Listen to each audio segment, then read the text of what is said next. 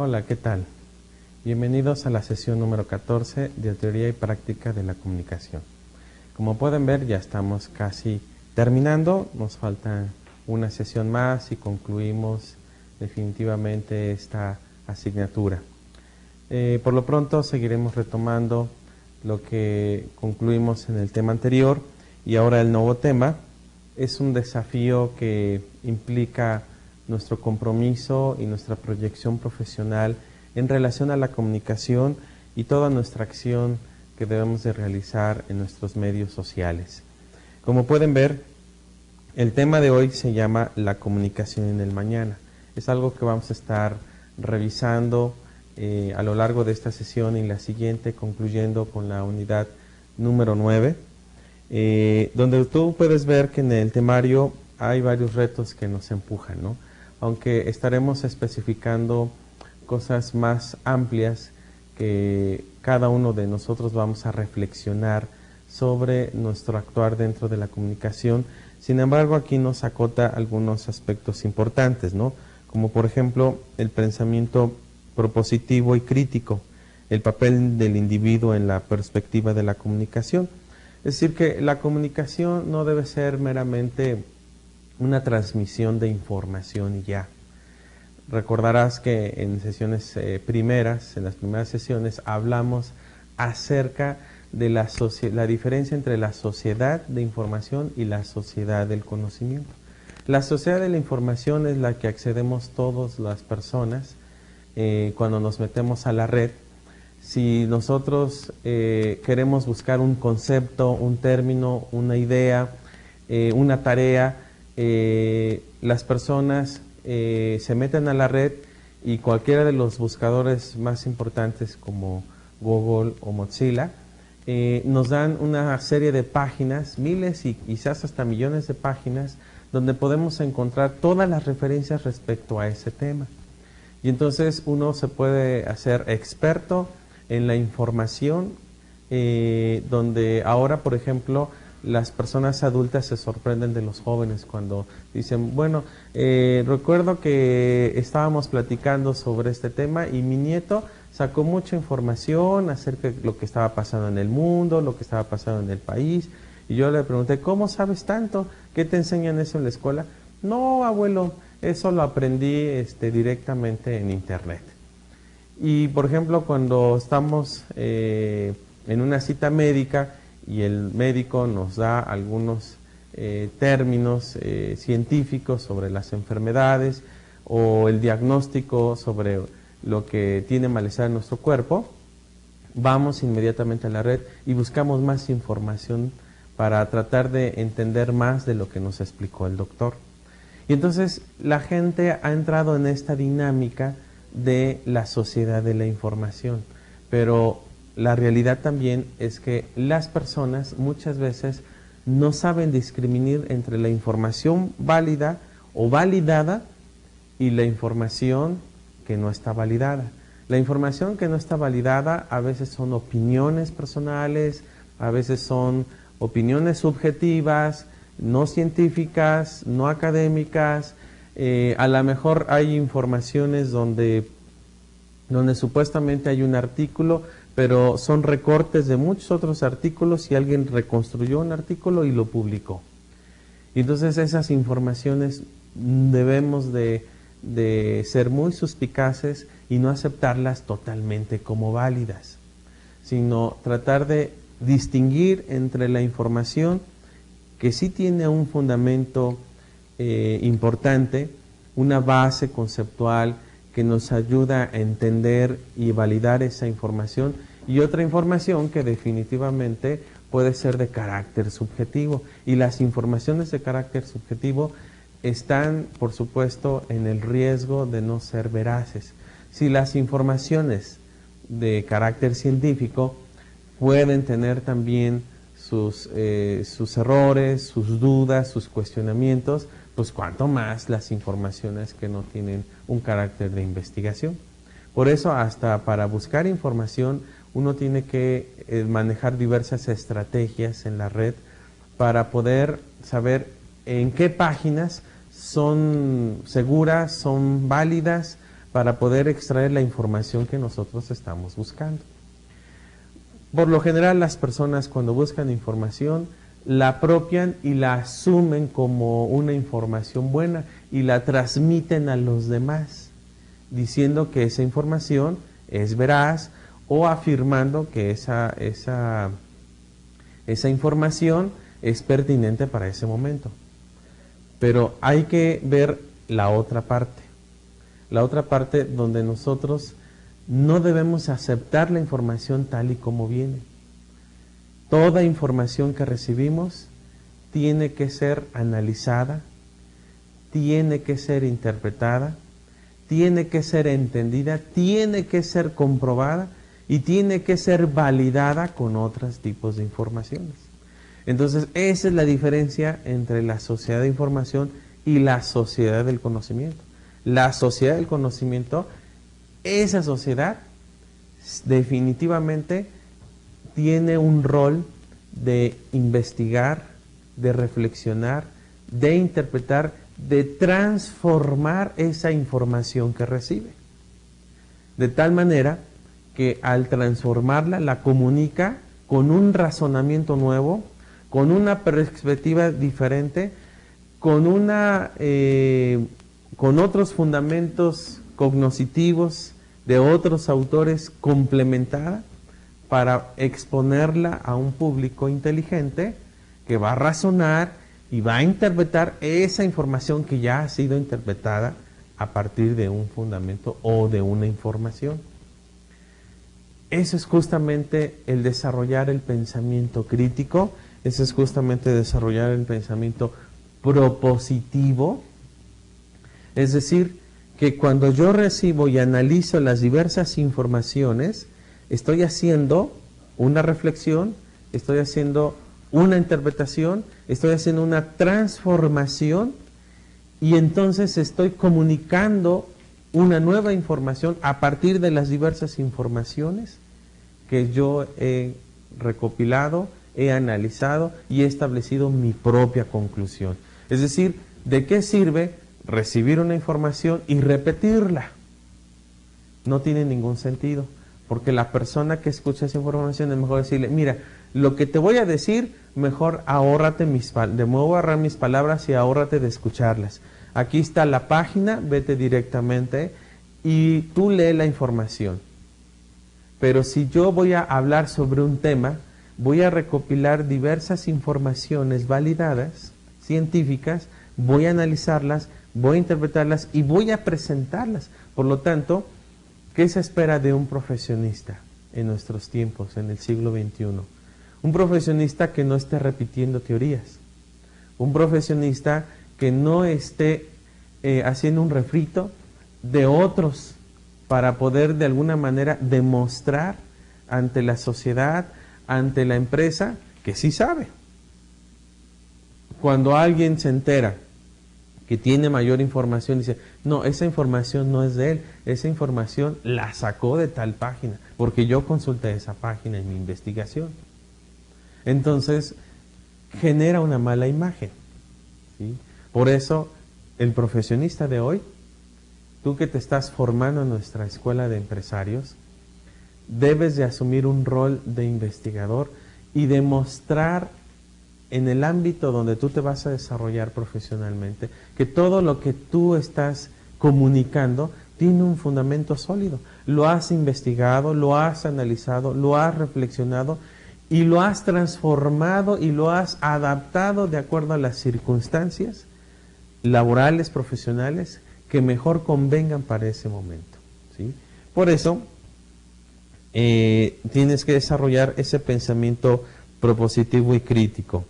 También otro de los temas que nos menciona nuestra unidad, la actitud participativa en la comunicación, camino de las organizaciones sociales espontáneas. Es decir, no solamente es desarrollar el pensamiento crítico, no solamente es transformar la información para poder influir en otros de manera positiva y propositiva para un cambio organizacional, para un fruto laboral empresarial para el beneficio de la organización y de la sociedad entera, la que se beneficia misma del servicio empresarial, sino también que debe entonces generar que en las organizaciones el trabajo de la comunicación es justamente actuar para poder transformar el medio que le rodea.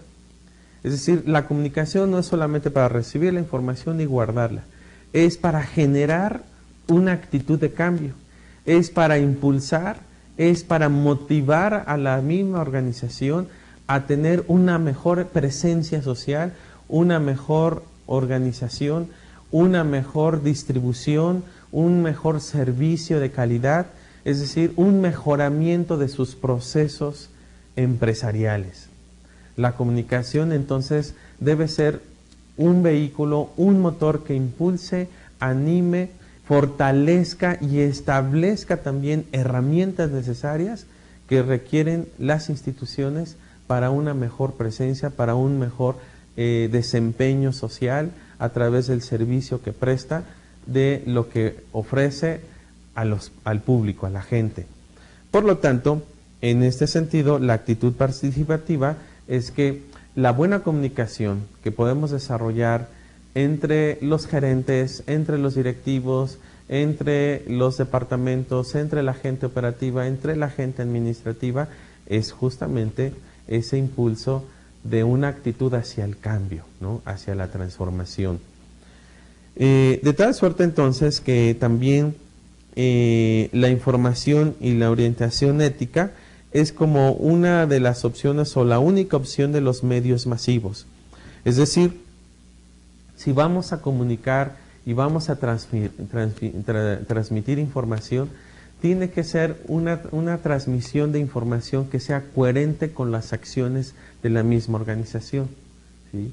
Es decir, que en estos días donde la diversidad de opiniones, donde la relativización de los valores, donde hay una sociedad que es completamente cambiable en cuanto a sus aspectos éticos, valorativos, juicios, es importante generar la confianza en el consumidor, en el usuario. ¿Sí? Las personas desconfían completamente de los líderes y de cualquier tipo de liderazgo, como liderazgo político, liderazgo religioso, liderazgo social. La gente desconfía de las organizaciones que porque han vivido experiencias tristes de ser timados, de ser engañados, de cometer fraudes, de que les ofrecieron una cosa y les salieron con otra, les vendieron una cosa que ni siquiera eran de la propiedad de la organización, y entonces se han visto en problemas legales, se han visto en problemas emocionales, se han decepcionado, y entonces la gente desconfía. Y qué importante es que las organizaciones, los profesionistas, empecemos a ser coherentes con lo que comunicamos. Es decir, que nuestra comunicación, nuestra información que estamos transmitiendo sea coherente con nuestros actos. Nuestros actos comunican 100%. Nuestros actos también hablan. Y como decía una frase antigua, son tan fuertes tus hechos que no me dejan escuchar tus palabras.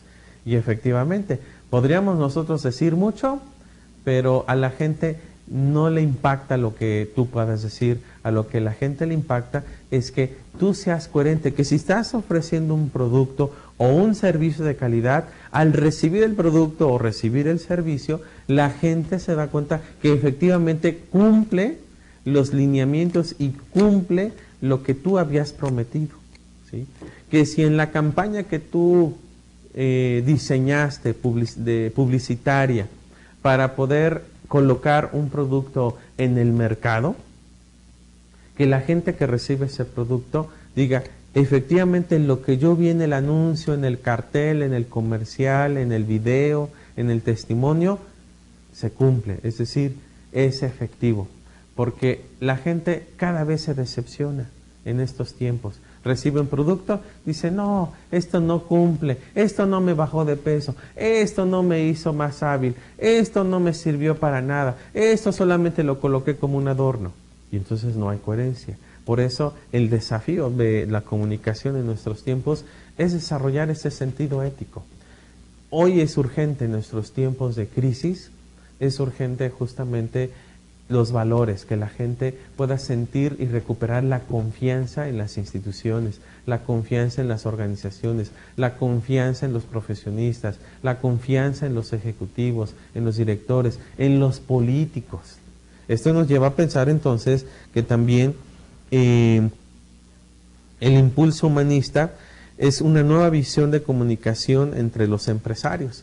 Es decir, esta visión humanista significa que cada vez que yo me voy a vincular con otros, no lo voy a ver como un objeto comercial, como alguien que le voy a vender algo y me va a producir riqueza, sino voy a verlo como una persona que tiene necesidades y que yo tengo la capacidad de poderle ofrecer servicios o productos que van a satisfacer sus necesidades, que la satisfacción de sus necesidades le va a generar ese impulso de mejorar su calidad de vida, ese impulso de mejorar sus relaciones humanas con su familia, con las personas con las que labora, las personas con las que se relaciona cotidianamente. Le va a impulsar, va a ser un motor que le impulse a poder ascender a otro tipo de estilo de vida o a otro incluso, a otros aspectos de desarrollo personal, de metas propias impuestas para poder lograr otros niveles. Por supuesto, uno de los que nos explica ampliamente esta parte humanista, sin duda ha sido un autor psicólogo llamado Maslow, que voy a hacer el esquema de cómo Maslow, a través de una pirámide, nos explica los niveles donde ascendemos a buscar la superación personal.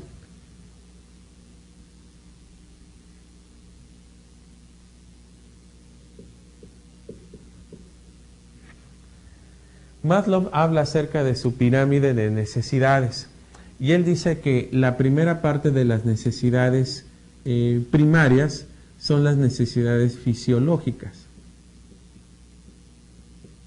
Estas necesidades fisiológicas tienen que ver prácticamente con la comida, el vestido, el sexo y todo lo que hacemos de manera cotidiana.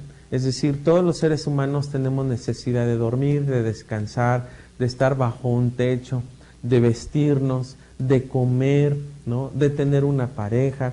Son necesidades básicas y entonces las personas trabajan, luchan, viven por satisfacer este primer nivel de necesidades. Y por ejemplo, tú podrás darte cuenta que si tú le preguntas en la organización donde estés laborando y tú le preguntas a 10 personas, una sola pregunta sencilla: oye, ¿tú por qué estás trabajando aquí entre nosotros? Mucha gente te va a decir: pues porque tengo una familia que mantener, porque tengo que llevar dinero a mi casa, porque tengo un hijo que necesita de mí. Y entonces están haciendo referencia a las necesidades fisiológicas. Y mucha gente trabaja por satisfacer únicamente esta necesidad. Pero Maslow nos habla que también hay otro tipo de necesidades, como por ejemplo otras que tienen que ver, por ejemplo, del reconocimiento.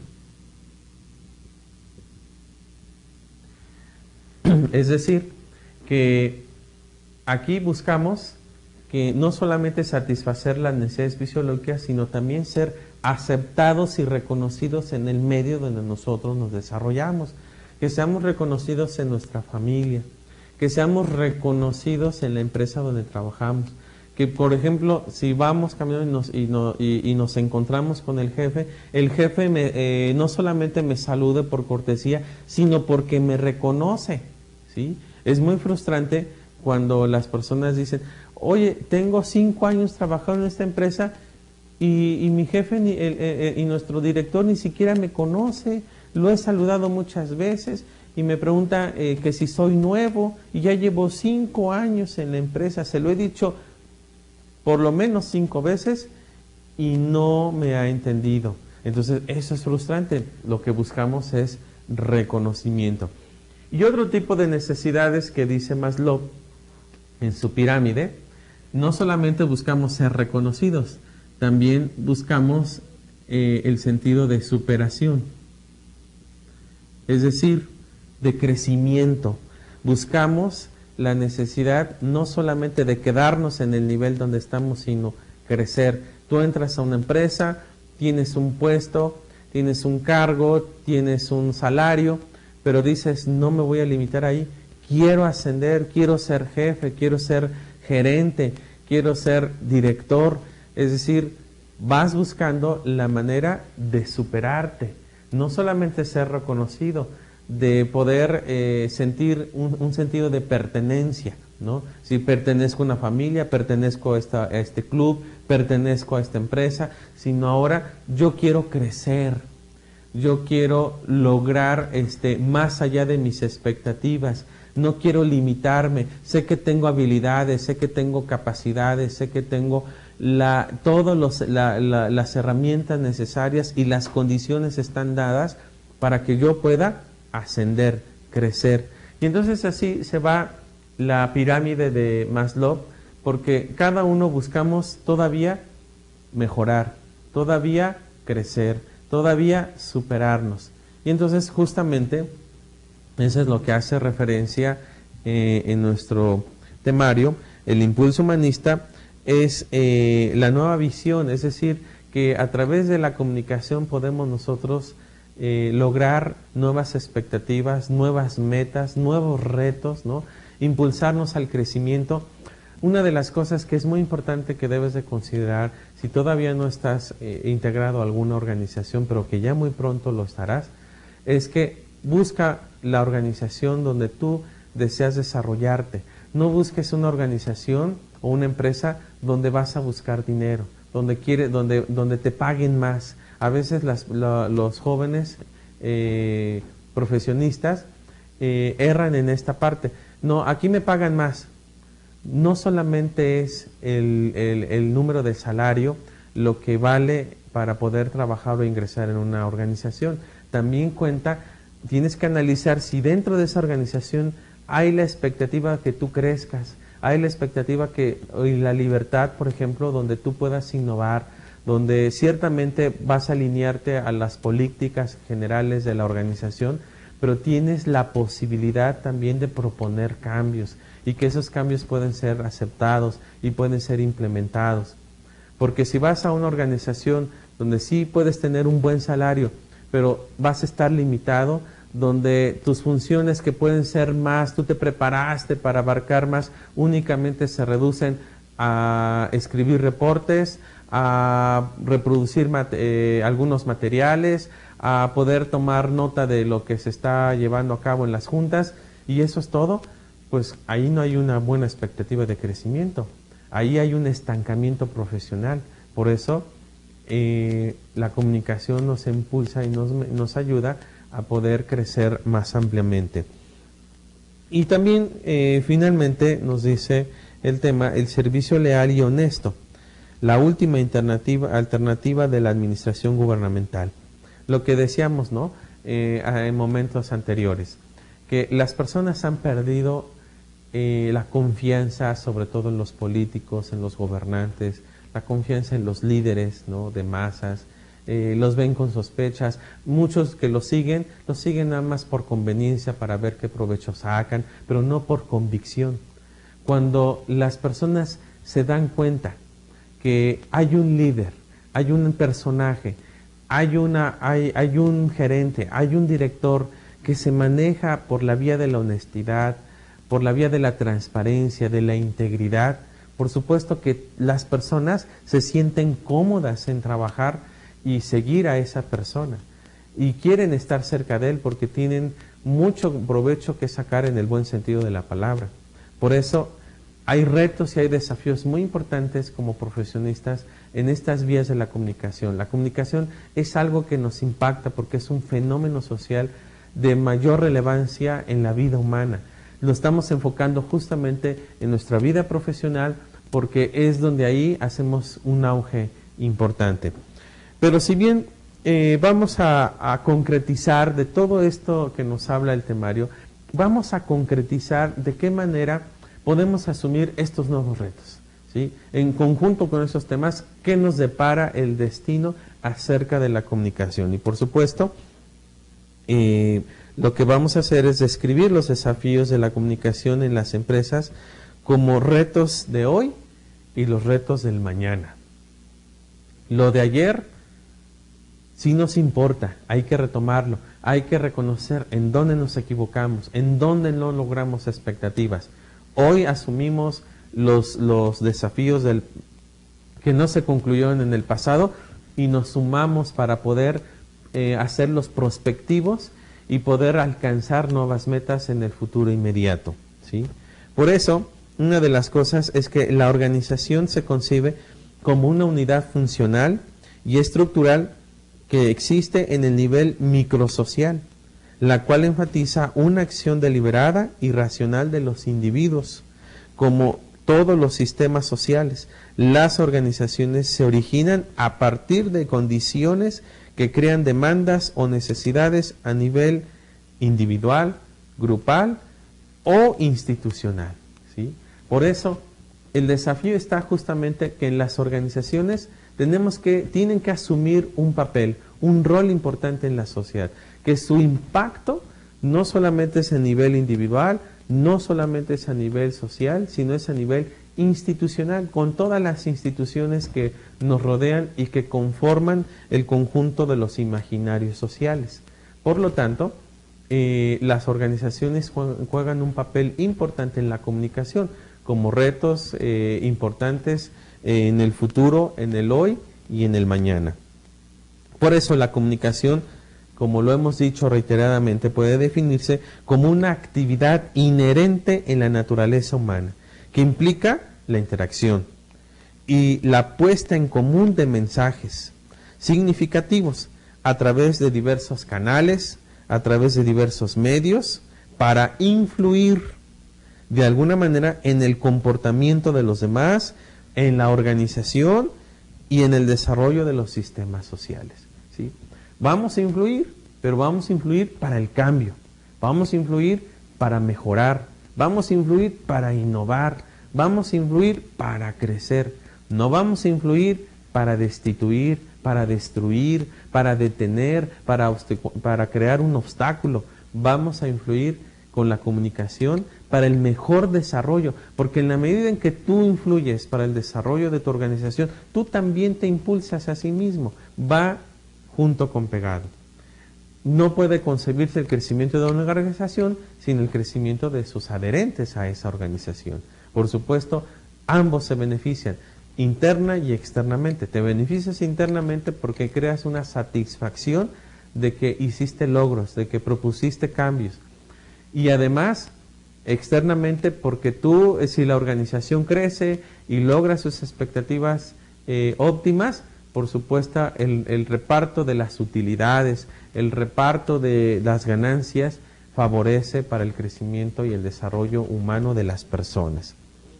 Ahora, se considera la comunicación como un proceso humano de interacción de lenguajes que se encuentra más allá del traspaso de la información. Es más un hecho sociocultural que un proceso mecánico. Por eso decimos, no es solo transmitir una información.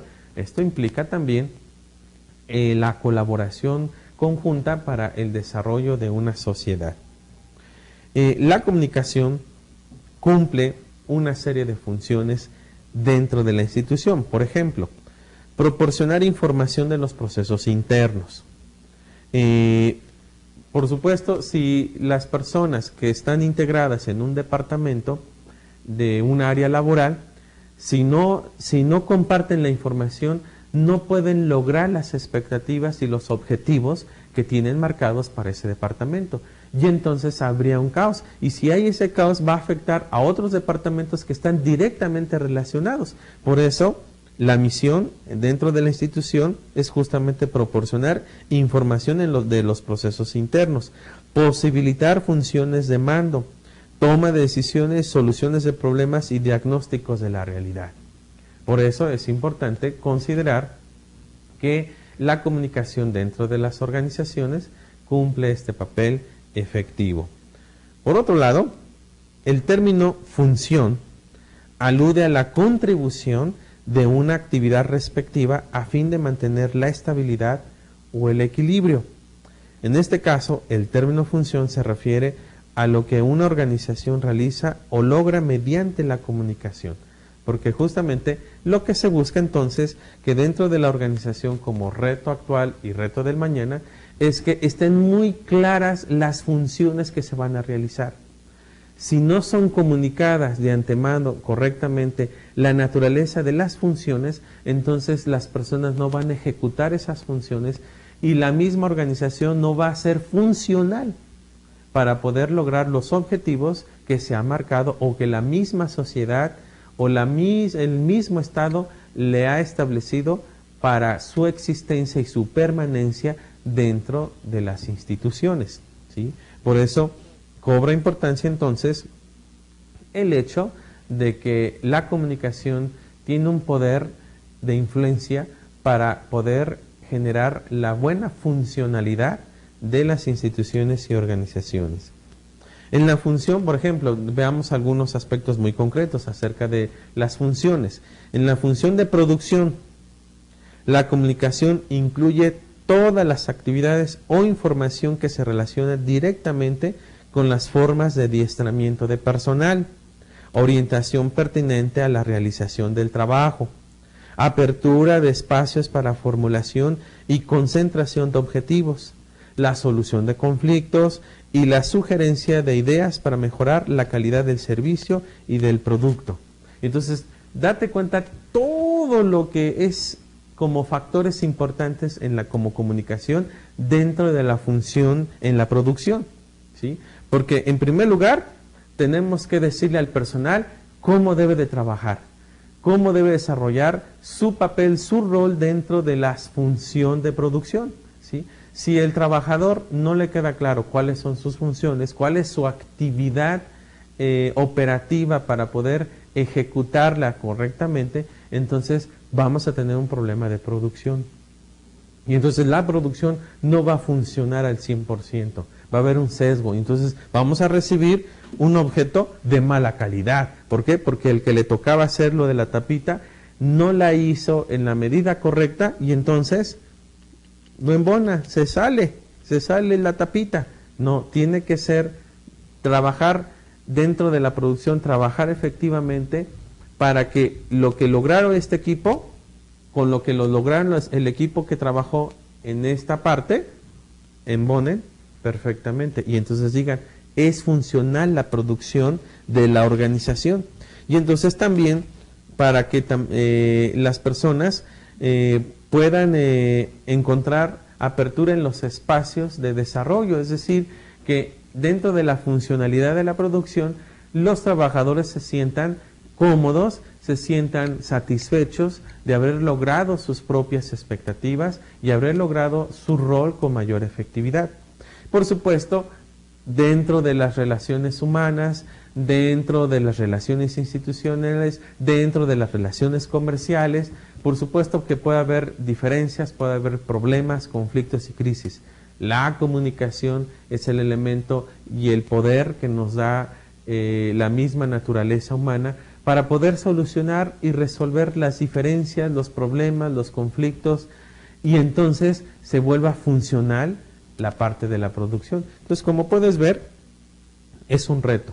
Es decir, no vamos a contratar a amigos para que estén en un puesto, en un cargo, y impongamos en peligro la producción. Vamos a contratar a las personas que cumplen el currículum, que cumplen las competencias necesarias para poder desarrollar su función de manera correcta y entonces se vuelva funcional la parte de producción. También en la función innovadora, ese es otro aspecto, ahora cambiamos a la función innovadora, se presentan dos tipos de innovaciones de organización, la organización y en la organización. Las innovaciones de la organización cambian la empresa, pero no afecta al personal que labora en ella. Es decir, cuando hacemos cambios, cuando hacemos innovaciones, una de esas funciones organizacionales se convierten la innovación de toda la organización o la innovación dentro de la organización. ¿sí? Y entonces, cuando nos habla que el cambio o la innovación se da en toda la organización, no necesariamente va a afectar al personal que labora en la organización. ¿Por qué? Porque simplemente van a restablecer sus objetivos, dirigirlos hacia otra perspectiva, o a lo mejor incluso van a cambiar de mercado de acción, ¿sí? Y entonces únicamente lo que van a hacer con el personal interno es orientarlo, capacitarlo, para que ahora todos sus esfuerzos se giren a esa nueva orientación empresarial que ha dado la organización. Pero cuando se habla de la función innovadora en la organización, nos hace referencia dentro de la organización. Es decir, que ahí sí puede haber cambios y afecta directamente al personal. Toda vez que puede ser que cambie su rol, su función o su departamento, y a lo mejor en ese cambio puede haber un recorte de personal y entonces le afecta directamente a los trabajadores. El que los directivos tienen que elegir cuál es el personal con el que deben de quedarse únicamente para seguir funcionando en la producción, y entonces esa función de innovación afecta dentro de la misma organización en los factores humanos, en el capital humano. Pero eso es parte misma de la organización como desarrollo de su crecimiento y de su mejoramiento.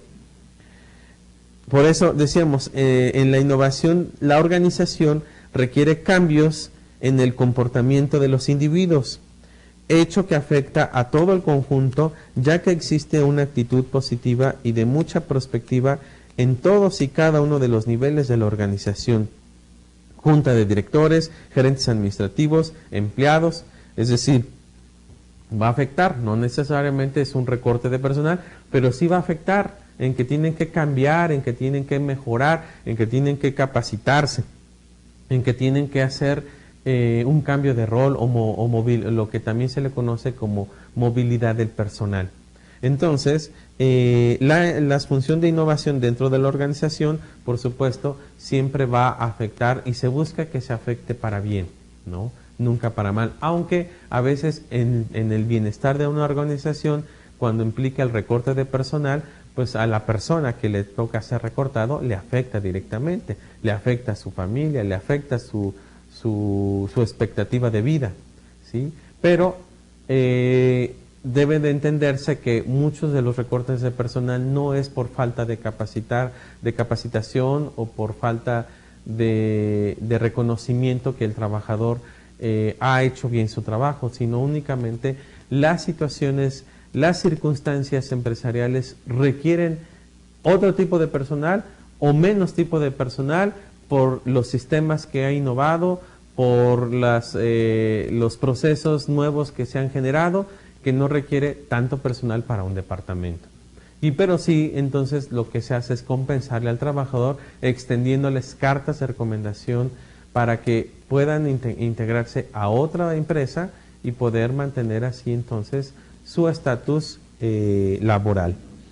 Por otro lado, la función innovadora de la comunicación, tales como los sistemas de sugerencias a nivel general, el trabajo de investigación y desarrollo de la investigación y el análisis de mercado, las sesiones de manifestación de inquietudes y los comités de desarrollo de ideas.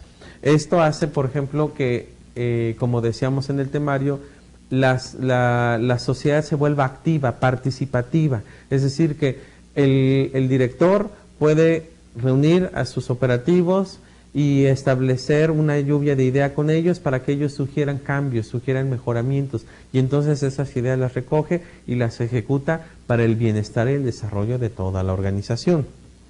También la comunicación ejecutiva empresarial es el conjunto total de mensajes que se intercambian entre los integrantes de una organización y entre esta y su medio. Es decir, los que forman parte de la organización generan niveles de comunicación.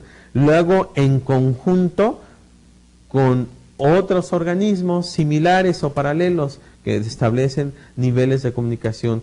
y estos dos en conjuntos con todo su contexto, con otros grupos, con otras sociedades, con otros organismos completamente homólogos a ellos, opuestos también, a que entonces niveles de comunicación trascienda para poder establecer una interacción. Es decir, dichos mensajes se intercambian entre los miembros de la organización y de su medio, y estos mensajes se pueden transmitir en diferentes niveles y de diversas maneras. Siendo así, entonces, la comunicación empresarial contiene una gran cantidad de elementos internos como externos que ayudan a la proyección de una imagen corporativa eficiente, ¿sí? Porque si, por supuesto, dentro de la organización puede haber esta empatía, puede haber una comunicación efectiva, una comunicación sana, una transmisión correcta, con canales correctos de información, entonces, al fortalecerse internamente, eso hace que también se fortalezcan de manera externa. Es decir, que los que están fuera de la organización, al ver la acción de la organización, pueden encontrar una unidad, una fuerza, un impacto social que hace que entonces las personas de fuera reciban correctamente los mensajes en canales correctos, con códigos pertinentes y contextuales que ayuden a entender el propósito y la naturaleza de esa organización. La comunicación empresarial, entonces, es el conjunto de mensajes que una organización proyecta a un público determinado a fin de dar a conocer su misión y su visión y establecer una empatía entre la organización y el público determinado. Es decir, que no nos vean como, si somos una organización, que el público no nos vea como ese nada más me quiere vender. No, ese también está interesado por mis necesidades, ha tomado mis sugerencias, ha establecido un plan que se acomoda a todas mis necesidades. Es decir, es una empresa 100% humana, es una empresa que sí busca ganar, pero también busca satisfacer plenamente mi necesidad, mi proyección, que además me motiva y me impulsa para poder buscar más allá de mis propias necesidades satisfechas, ¿no? Por eso, la comunicación del mañana tiene un reto importante para nosotros como profesionistas, y sobre todo que vas a tener que entablar muchos aspectos de comunicación y de interrelación con las organizaciones, tanto internas como externas, sobre todo en la parte proyectiva, para que la sociedad pueda encontrar coherencia en los canales de comunicación. Esta comunicación debe ser dinámica, debe ser planificada y concreta, a lo que convertirá en una herramienta de dirección y orientación sinérgica basada en una retrocomunicación constante. Es decir, que cuando las organizaciones y los organismos también internos planifican, establecen, concretizan, dinamizan los niveles de comunicación, por supuesto, esto va a generar estabilidad interna y, por supuesto, estabilidad en la proyección con las demás personas. Podrán ver una empresa firme, una empresa fuerte, una empresa con decisión, una empresa con valores, una empresa que proyecta y que cumple con su misión y su visión. ¿Sabes cuál es una de las crisis terribles que están pasando muchas empresas, microempresas o medianas empresas, y por eso están fracasando? Es que no cumplen su visión y su misión. Su misión y su visión es una cosa y lo que ofrecen es otra cosa. Y entonces el cliente dice, no, esto no es lo que me habían prometido. Por eso es muy importante concretizar y es muy importante poder ser coherentes en nuestros niveles de comunicación para que esa misión y esa visión pueda ser una realidad en los usuarios. También en la comunicación empresarial, la percepción que tengan los receptores, es decir, el público, los usuarios, los que reciben el servicio, es uno de los aspectos más importantes, ya que de ello depende la comprensión y la actitud que tomarán hacia lo que se les está ofreciendo como organismo, lo cual repercutirá en la respuesta al mensaje y la forma de retrocomunicación que originará.